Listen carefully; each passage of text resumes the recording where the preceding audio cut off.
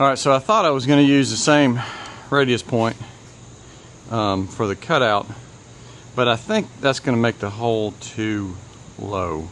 So if this is a, make it down here, and I have that much left to the top, I think I want to slide it up and maybe have the center of the hole, if we had a, let's see, 12-inch hole, maybe, let's see, 16.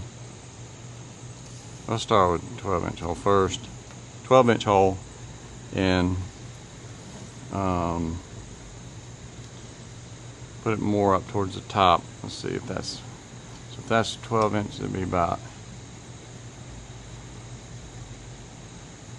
8 inches down. So let's try that. So we're going to do, we'll go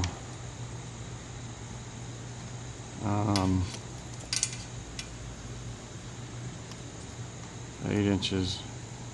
So 12-inch hole, top of it's 8 inches. 14 is the center, roughly. And we'll go 20 and 9/16.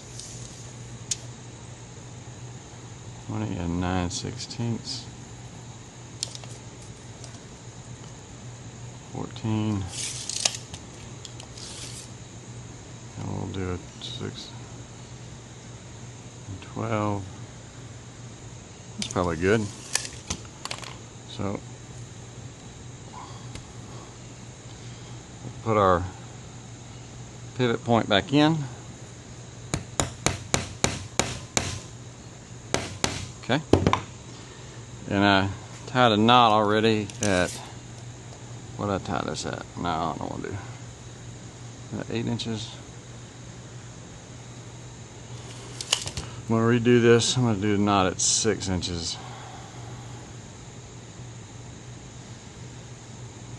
And we'll draw this on there. See if we like it or not. Let's see. 6. So get a little extra. The knot's going to take up a little room. Okay. Let's see what we got.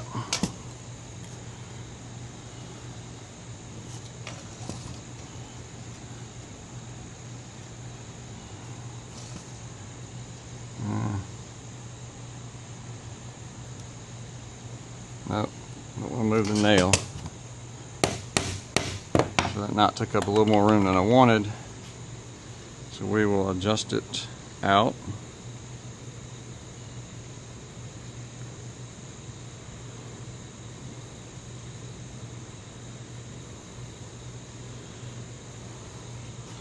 Let's try this again. 6 inches.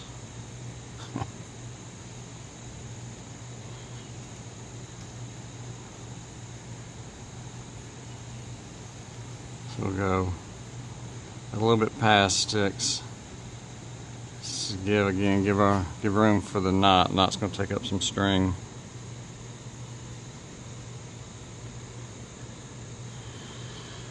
Okay, let's see what we got. What we have. Excuse me. I didn't do that right still.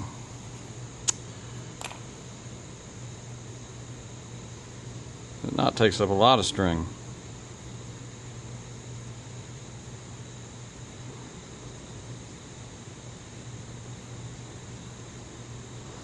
Alright, let's try this again.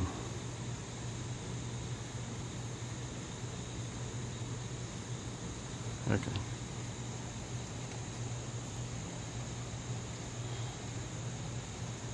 That's pretty close. Pretty close. We're not building a watch. We'll go with it. So, I'm gonna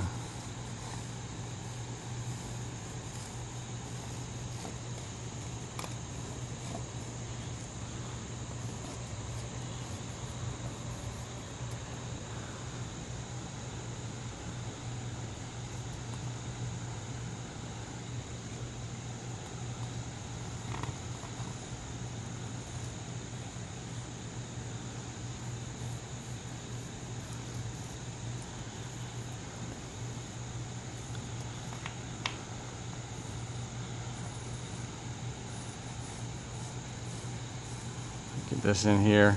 I think that's going to be all right.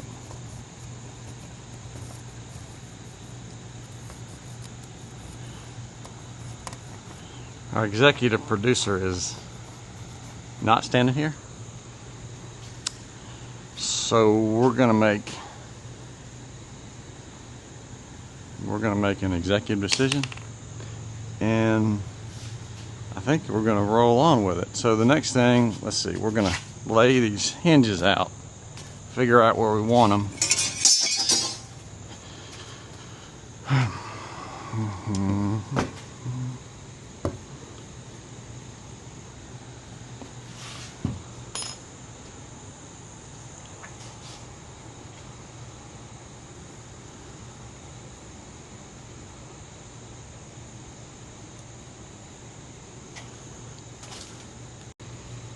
All right, so this is the top, bottom, lay hinge out, figure out where we want it.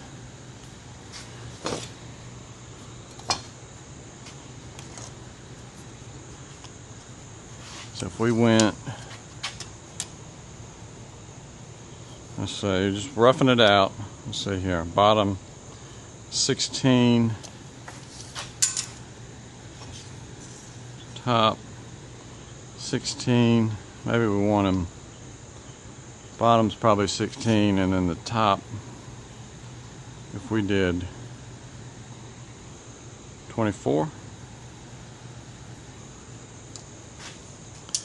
what would the 24, is too close, maybe 12. Bottom to give some strength. Yeah, I think that's what we're going to go with. 12 at the bottom, and then 24 to the top. So let's go down here and give some mark. 24. Get my big triangle.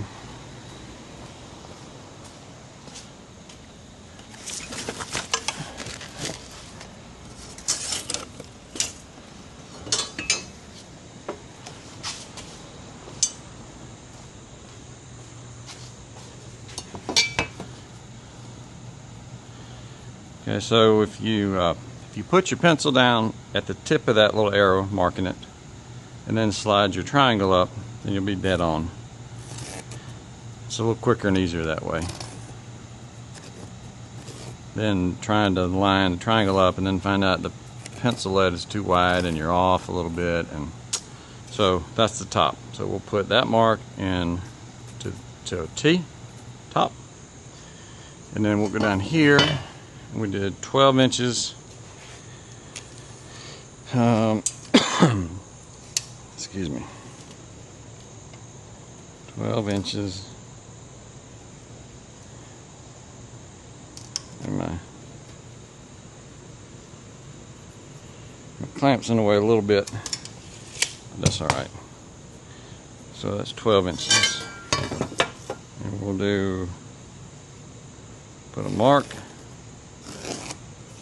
right there, and so that'll be the bottom of our hinge.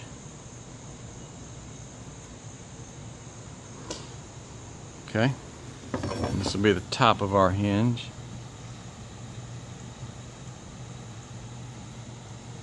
Okay, make sure that's nice and straight. All right, that's good. So I'm marking this because we will notch this board out.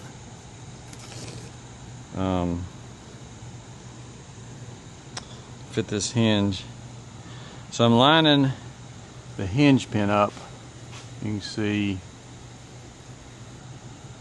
where it bends. Maybe I'll do it like this. That'd probably be better.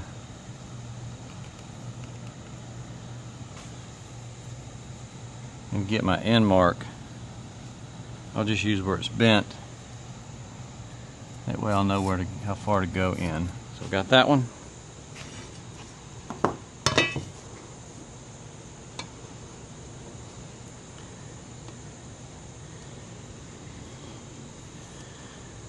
Alright, we'll make sure, let's see.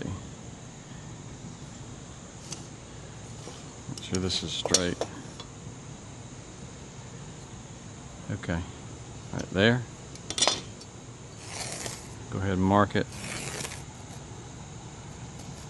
And then we'll flip this over. Put it up against the board. And the lines.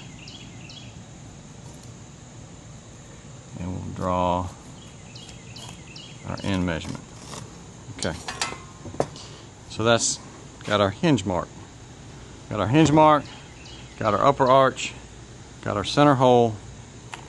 So what I'm gonna do now is notch.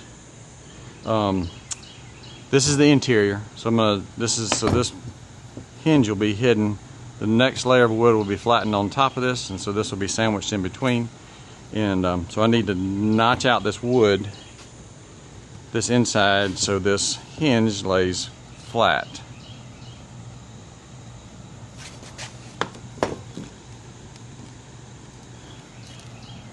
Okay.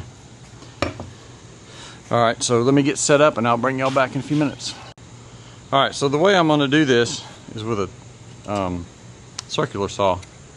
And there's other ways you can cut these notches out for these hinges. You know, I have a router. Take a little while, you know, take a few minutes to set up, and I'd have to clamp down basically a jig on either side to run it on, just to keep it from jumping. You know, one of the things I like watching are the shows that people like me don't have a $100,000 wood shop with all the tools set up. Now, those folks are fun to watch because they are really pros, they know what they're doing, but it's also fun to figure it out with the tools that you have in your garage or in your shop, just kind of the everyman tools. And so that's the way I've grown up, is figuring out ways to come up with solutions. And so that's what I'm going to show you, and on this one is, you know, building this gate, is ways you can probably use the tools that you have to do these type of things. So what I'm going to do is I'm going to set my depth to about 1/8 of an inch. These hinges are 1/4 inch thick, and so I'll cut these out 1/8 of an inch thick, and I'll cut the other side out 1/8 of an inch thick, and then I'll come back and cut probably just this side out. You can see where that's folded over. I'll cut another 1/4 inch out just on this side, so that sits down in there flush. Alright, so I've got it set 1/8 of an inch depth. And if it's a little shy, that's fine. This cedar is a little bit soft, and so it'll pull together nice and tight. You know, so that's one of the reasons, a couple of reasons I'm using cedar is it's light.